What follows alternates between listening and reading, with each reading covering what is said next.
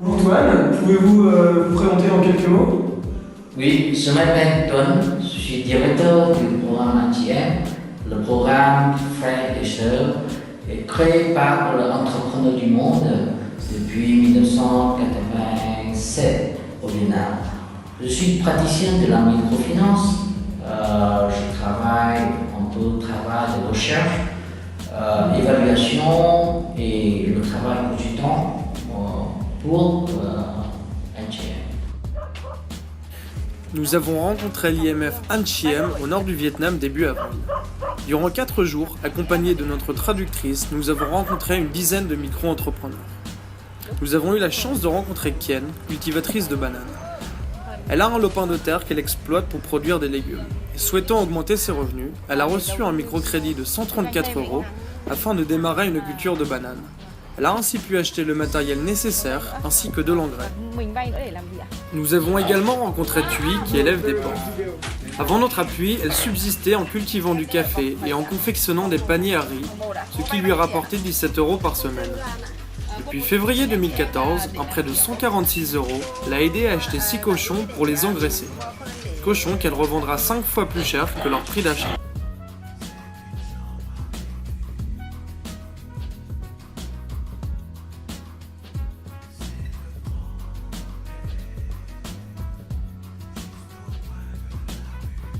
Nous avons déjà rencontré 5 micro-entrepreneurs aujourd'hui dans des conditions parfois très dures et des conditions difficiles comme vous pouvez voir là autour de nous. Des entrepreneurs qui ont en général monté des épiceries. On a rencontré aussi un moto-taxi. On a rencontré aussi un vendeur de fruits et de légumes. Donc voilà, on continue ces rencontres pendant quelques jours. À Phnom Penh, la capitale cambodgienne, Chan Rat, le directeur de l'ONG, nous emmène à la rencontre de micro-entrepreneurs dans les bidonvilles de la capitale. Nous étions prévenus de la pauvreté, mais nous ne nous attendions pas à traverser des habitations si délabrées, être si dérangés par les odeurs, voir tant de déchets au pied de ces maisons, faites de tôle, de bois ou de carton. Ici, nous voici avec une femme qui tient une petite épicerie au sein même du bidonville. Elle nous raconte le développement de son activité et nous explique son projet de contracter un second microcrédit pour obtenir plus de trésorerie et pouvoir acheter en plus grosse quantité à des meilleurs prix.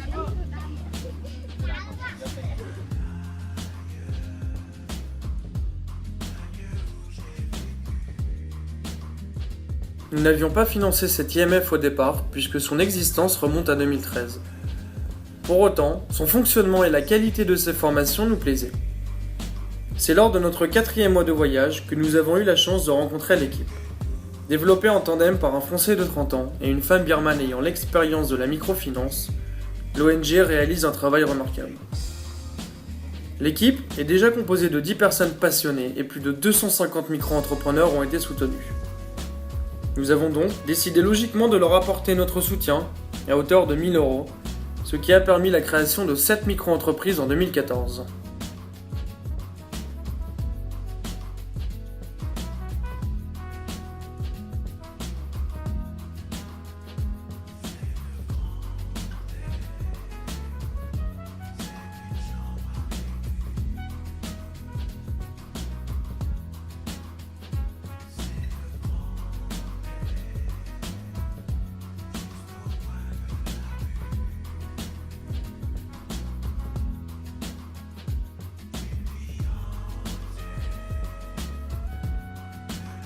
Na tunaendelea na kesho kutwa. Wakitoka hapa wanaenda na basikeli Malawi.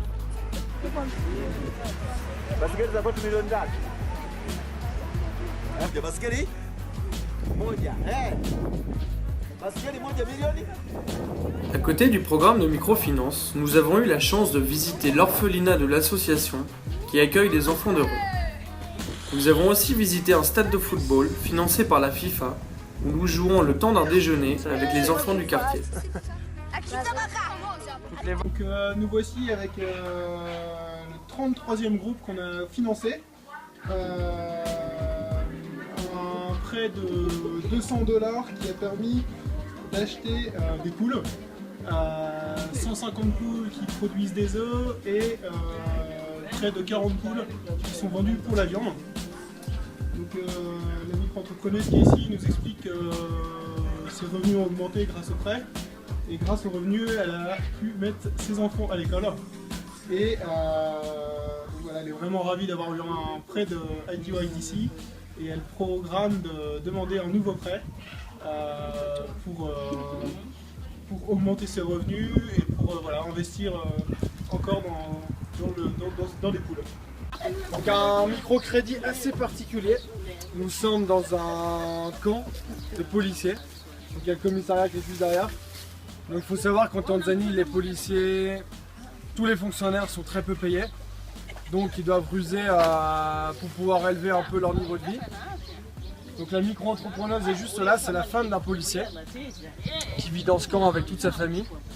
Et donc elle avait à l'époque un petit élevage de chèvres qu'elle a revendu au marché.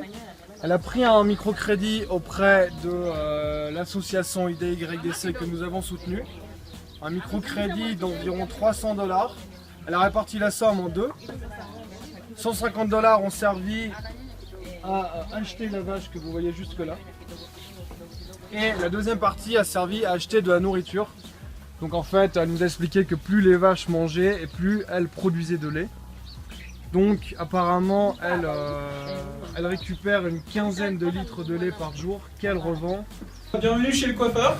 Nous voici chez Dominique, donc qui a reçu un prêt de la part de IDYDC.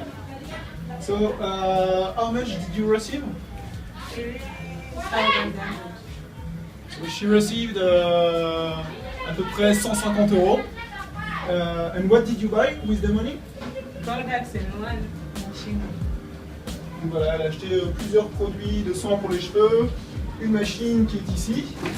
Et donc elle nous a expliqué que pour se couper les cheveux, ça coûtait 1 €.